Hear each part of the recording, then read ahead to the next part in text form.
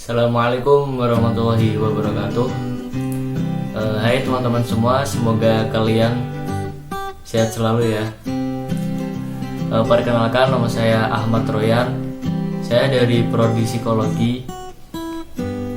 Sebelumnya saya ingin menjelaskan bahwa saya membuat video ini guna memenuhi tugas mata kuliah kewarganegaraan kelas Psikologi A yang diampu oleh Bu Nurul Sofia. Pada video ini saya akan menjelaskan materi tentang wawasan Nusantara. Nggak usah lama-lama, yuk kita langsung ke materinya. Oke, di video ini saya akan membahas tentang materi wawasan Nusantara.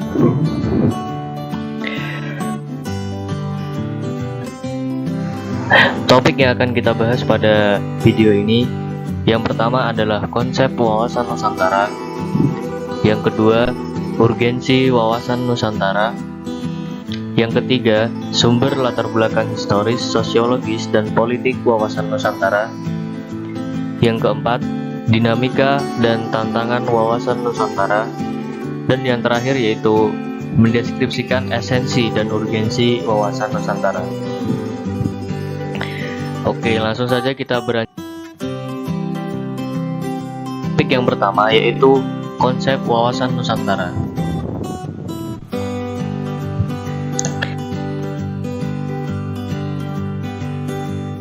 Secara bahasa, wawasan Nusantara dapat dipahami sebagai cara pandang seseorang terhadap wilayah kepulauan Indonesia. Wawasan Nusantara berakar dari dua kata, wawasan dan Nusantara. Wawasan berarti cara pandang atau perspektif pendapat, sedangkan kata Nusantara berasal dari gabungan kata Nusa yang berarti dari bahasa Sanskerta yang berarti kepulauan, dan antara yang mengandung makna relasi. Jika digabungkan, Nusantara berarti kesatuan kepulauan yang terletak di antara dua samudra dan dua benua, yaitu Indonesia.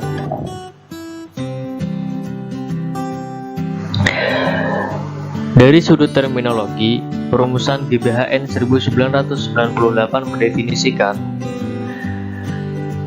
wawasan Nusantara adalah cara pandang dan sikap bangsa Indonesia mengenai diri dan lingkungannya dengan mengutamakan persatuan dan kesatuan bangsa serta kesatuan wilayah dalam penyelenggaraan kehidupan bermasyarakat, berbangsa, dan bernegara.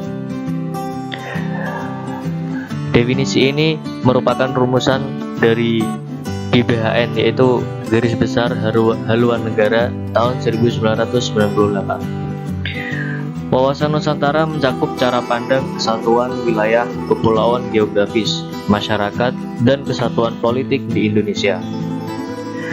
Hakikat dari wawasan Nusantara sendiri adalah keutuhan dan kesatuan wilayah tanah air Indonesia yang tidak dapat terpisahkan demi mewujudkan kepentingan negara. Kita beranjak ke topik yang kedua, yaitu urgensi wawasan Nusantara. Wawasan Nusantara dikembangkan secara universal sehingga dibentuk dan dijiwai oleh paham kekuasaan dan geopolitik yang dipakai negara Indonesia dan dasar wawasan Nusantara. Yang pertama yaitu paham kekuasaan Indonesia, berfalsafah dan berideologi Pancasila sehingga tidak mengembangkan ajaran kekuasaan dan adu kekuatan karena hal tersebut mengandung persengketaan dan perpecahan. Yang kedua, geopolitik Indonesia. Indonesia menganut paham negara kepulauan berdasar archipelago konsep. Fungsi wawasan Nusantara. Yang pertama yaitu sebagai ketahanan nasional. Yang kedua, sebagai cakupan pembangunan. Yang ketiga, sebagai pertahanan dan keamanan negara. Yang keempat, sebagai kewilayahan. Oke, kita beranjak ke topik.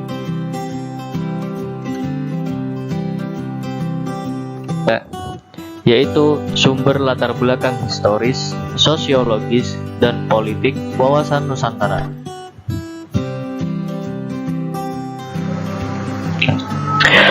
Wawasan kebangsaan lahir ketika bangsa Indonesia berjuang membebaskan diri dari segala bentuk penjajahan seperti penjajahan oleh Portugis, Belanda, Inggris, dan Jepang. Perjuangan bangsa Indonesia yang waktu itu masih bersifat lokal ternyata tidak membawa hasil karena belum adanya persatuan dan kesatuan. Lahirnya konsepsi wawasan Nusantara bermula dari Perdana Menteri Insinyur Haji Juanda Kartawijaya yang pada tanggal 13 Desember 1957 mengeluarkan deklarasi yang selanjutnya dikenal sebagai Deklarasi Juanda.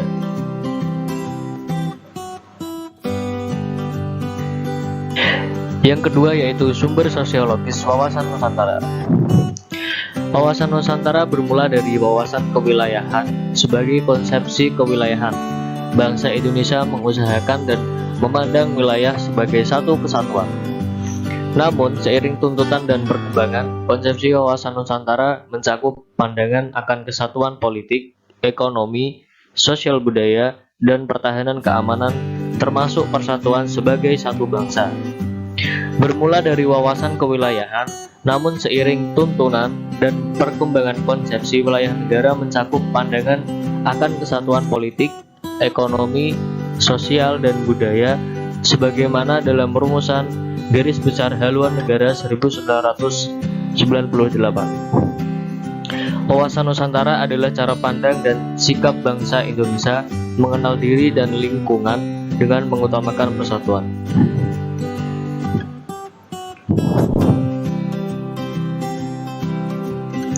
Yang ketiga adalah sumber politik wawasan Nusantara. Dari latar belakang sejarah dan kondisi sosiologis Indonesia, secara politis ada kepentingan nasional bagaimana agar wilayah yang utuh dan bangsa yang bersatu ini dapat dikembangkan, dilestarikan, dan dipertahankan secara terus-menerus.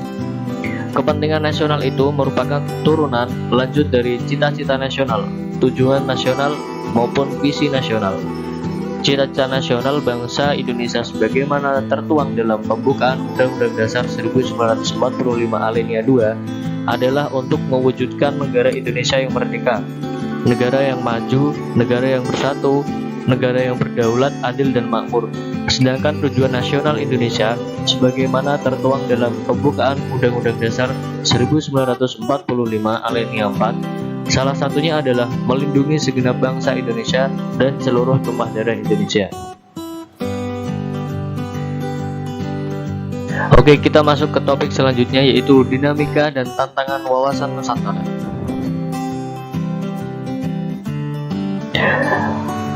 Tantangan wawasan Nusantara ada 3 macam, yaitu yang pertama perbedaan masyarakat. John Naisbitt menyatakan dalam bukunya Global Paradox bahwa negara harus dapat memberikan warganya peran yang paling besar. Kondisi nasional pembangunan yang tidak merata menyebabkan keterbelakangan yang membahayakan integrasi. Yang kedua, dunia tanpa batas, yaitu perkembangan iptek dan Kenichi of Mind. Dan tantangan yang ketiga yaitu era baru kapitalisme.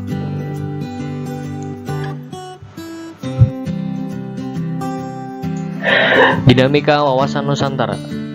Wawasan Nusantara telah menjadi landasan visional bagi bangsa Indonesia guna memperkokoh kesatuan wilayah dan persatuan bangsa.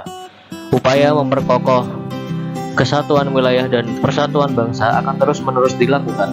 Hal ini dikarenakan visi tersebut dihadapkan pada dinamika kehidupan yang selalu berkembang dan tantangan yang berbeda sesuai dengan perubahan zaman. Dinamika yang berkembang itu misalnya, jika pada masa lalu penguasaan wilayah dilakukan dengan penduduk militer, maka sekarang ini lebih ditekankan pada upaya perlindungan dan pelestarian alam di wilayah tersebut. Tantangan yang berubah adalah adanya dari kejahatan konvensional menjadi kejahatan di dunia maya.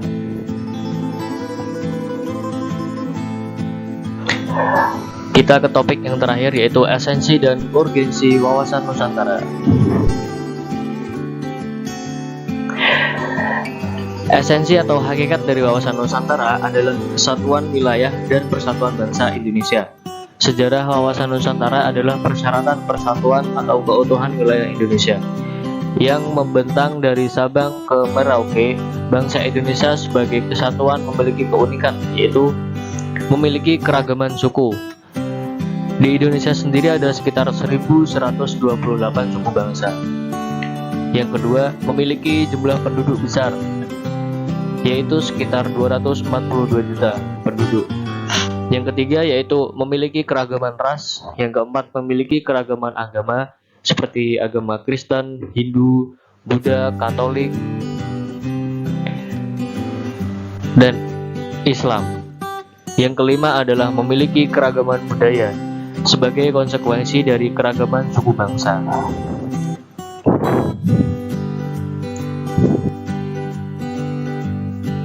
Konsep wawasan Nusantara menciptakan kesan bahwa Indonesia sebagai unit regional adalah unit kebijakan politik, sosial budaya, ekonomi dan pertahanan dan keamanan. Atau dengan kata lain, perwujudan wawasan Nusantara sebagai unit politik, sosial budaya, ekonomi, pertahanan, dan keamanan. Perspektif seperti itu penting sebagai dasar visual bagi masyarakat Indonesia, terutama ketika melaksanakan proyek pembangunan.